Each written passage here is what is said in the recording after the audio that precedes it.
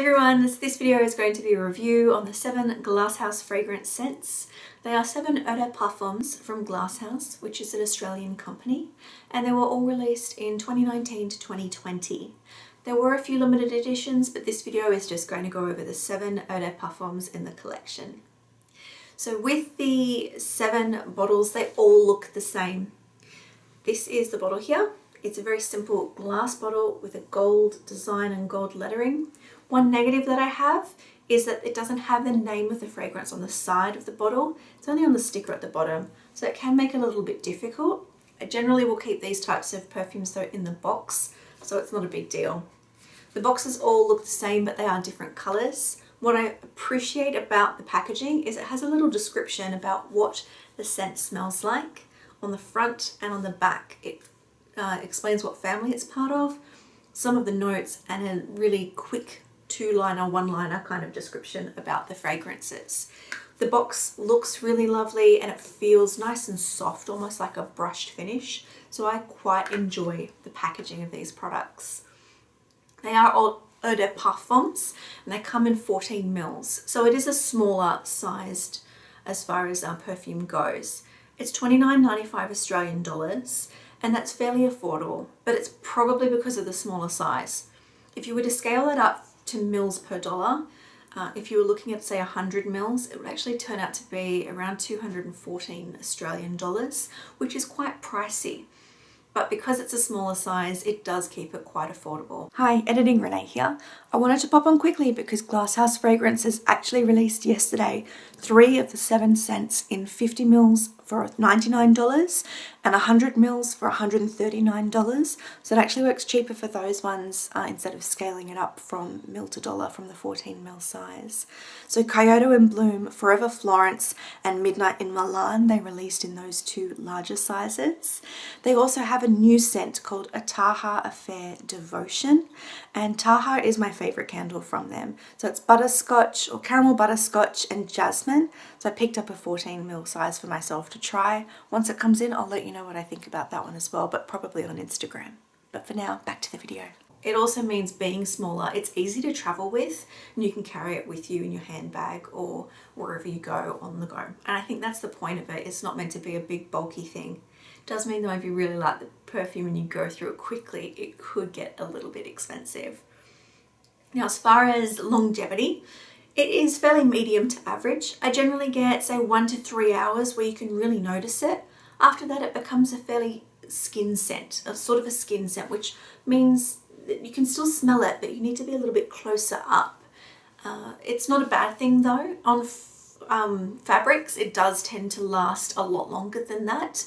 And with some perfumes, you will find that. But generally, you'll still notice it after say 5 hours. It's just not as strong. The projection and sillage on these scents is also probably weak to medium, but that's not necessarily a bad thing. Not everybody wants to have their scent noticed from across the room. So this one is sort of a scent where people will know it's on you, but they won't really be able to smell you from very far away. Not for all of them. Initially they are stronger and then they wear down a little bit. But it's not to say that they're weak. You don't need a lot of it to get the scent from these perfumes. But they all operate and work in a similar way. I got the same results for a lot of them. Some of them disappeared a little bit sooner, so closer to the hour. Others lasted, say, closer to the 3-hour mark before they kind of disappeared a little bit. So I'm going to go through my top from most favourite to my least favourite, but I just want to say that I don't dislike any of them. They are also, all of them are pretty good. They're fairly wearable scents. They do smell expensive, and a lot of people would say that they smell more expensive than they are. They do smell very nice though across the board. There's really none that stand out where I would smell them and go, oh, that's not nice. So that's something. So to start with, my favourite is Midnight in Milan, and it comes in this beautiful teal shade box. So on the outside it's saffron and rose, Midnight in Milan. It says it's a chypre floral fragrance, sensual and exotic, and it lists some of the notes. So saffron, rose, moss and amber. That's not all of the notes that are in there, so I will go through those soon and let you know. a little bit from their website about how they describe midnight in Milan is it's dynamic and sultry, like Milano after dark. Expect voluptuous rose, buttery saffron, and a twist of aromatic moss.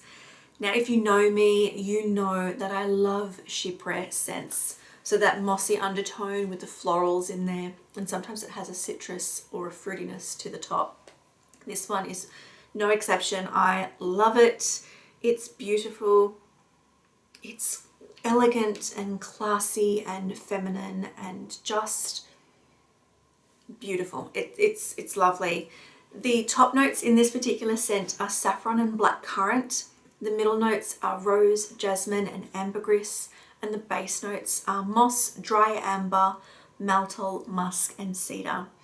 What I get from it is mainly the rose and the jasmine, and then that mossy, musky woodiness underneath.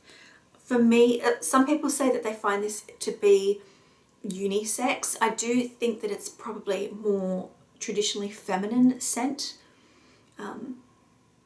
but I could see how it could be worn in a masculine way as well. But for me, I really like this one. It's my favourite by far, definitely. So if you like things like, say, Portrait of a Lady or Molton Brown's Rose Absolute, this is a similar kind of feeling to those.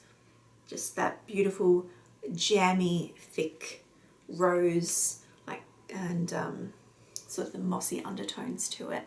But I really, really like this one. Second favourite is Rendezvous, which is in a bright pink box. This is amber and orchid. It says it's floral amber fragrance. It is exuberant and irreverent. It's orchid, violet, amber, and musk. So the description from the website is, it starts off flirty with white florals and sweet sugar cane, then bam into a sultry amber vanilla pash. So the notes in this particular scent are top notes of bright citrus fruits, middle notes of lily, rose, iris, orchid, heliotrope, and somewhere said it had sugar cane as well as a middle note. The base notes are sheer musk, vanilla, white cedar, patchouli, and amber. This particular one, and same with the Midnight in Milan, are slightly longer lasting. This one again is quite feminine, traditionally feminine scent with the rose and the orchid. When I spray this, I get a lot of the musky undertones, and as it dries down, it reminds me more of an angel type scent. It doesn't smell like angel, but it has a feeling like a Mugler scent, like an angel scent to it. It's just beautiful and feminine, and again, it has a similar feeling to Midnight in Milan. So if you like Midnight in Milan, you might like this one. This one's considered a floral, but it's not a chypre. But it is really, really lovely. I don't get a lot of the citrus notes in this particular one, but I do get the orchid and the rose, and then the musky vanilla sweetness coming up from underneath. Third on my list is KYOTO in Bloom. So this one is Camilla and Lotus. It says an amber fragrance, so an amber floral, arresting and spirited. Camilla, lotus, pineapple, and amber. So the notes are top notes of pineapple, citrus, green, and cream. Middle notes of camellia, orris, lotus, and clover. Base notes are sandalwood, amber, patchouli, musk, vanilla, and tonka bean. So when I smell this one, it's an amber, it's in the amber family, and they say it's an amber floral, and yeah, that probably is accurate. It's like an amber to amber floral. They say it's imagine a city blooming in spring, light white florals warmed by sensual amber and vanilla in this poetic alchemy. This is very different to the first two. It sort of has a more mature, but not in a bad way. It's just has a different feeling to it. It doesn't have rose in it. It doesn't have that red pink kind of scent. It's more of a white, bright scent to it. I don't smell pineapple when I don't smell it on my skin, but as soon as I spray it, I do get a really bright hit of juicy pineapple. But I think that doesn't last for very long on me. Then I smell sort of white florals in the sandalwood and amber and patchouli. And then it's just a lot of sweet vanilla underneath. It's not a very young or youthful scent, but it's not an old-fashioned kind of scent either. It is quite lovely. It's slightly musky, slightly powdery as well, and it lasts fairly well as well. Number 4 is Melbourne Muse. This is coffee flower and vanilla, a gourmand amber fragrance, irresistible and audacious, orange flower, vanilla and coffee flower. So the notes for this one are acacia, neroli, orange flower are the top notes. Middle notes of coffee flower, jasmine and white floral, and base notes of patchouli, sandalwood and vanilla. On the website it says irresistible and inspiring like the city itself. Think vanilla, coffee flowers and lush orange blossoms. So with this one, I definitely get coffee. When I spray it, I get coffee. And it has a similar vibe to, is it Black Opium, I think, by YSL, with that coffee orchid kind of scent to it. So I do get the orange and the neroli from it, but when it's on my skin, I mainly get the coffee scent with some white florals. I don't get a lot of vanilla, but there is something there that's keeping it a little creamy and a little bit sweet as well. I know this one is very, very popular and I can see why. It's probably, out of all of them, I'd have to say, if you weren't sure, this is probably a safe one to go with. Unless people don't like coffee. If they don't like coffee, they're probably not going to like this. The coffee scent doesn't last forever though, but this one still lasts a fairly decent amount of time, and it's a really lovely scent.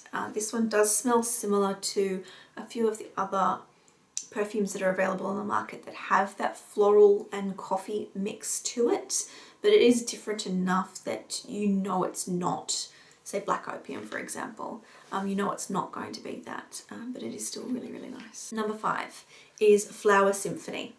White Rose and Pear Blossom. A fruity floral fragrance, bold and elegant, white rose, pear blossom musk. So the notes for this particular one is bergamot, lemon and pear, top notes. Middle notes, rose, freesia and jasmine, and the base notes are dry amber, patchouli and musk. It's a floral to floral fruity fragrance.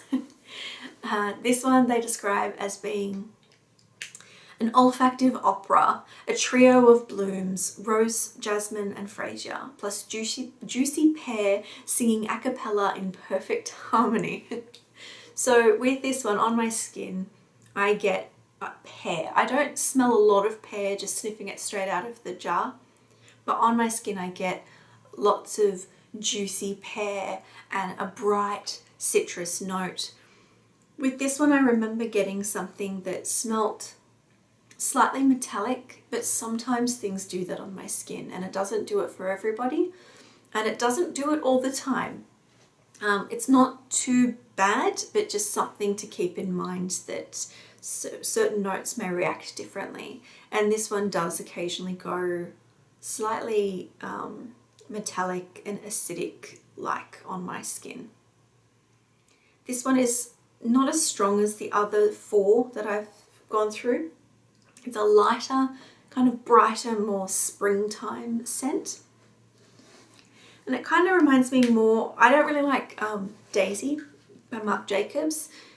It sort of has that type of a feeling, but I like this one. I don't dislike it.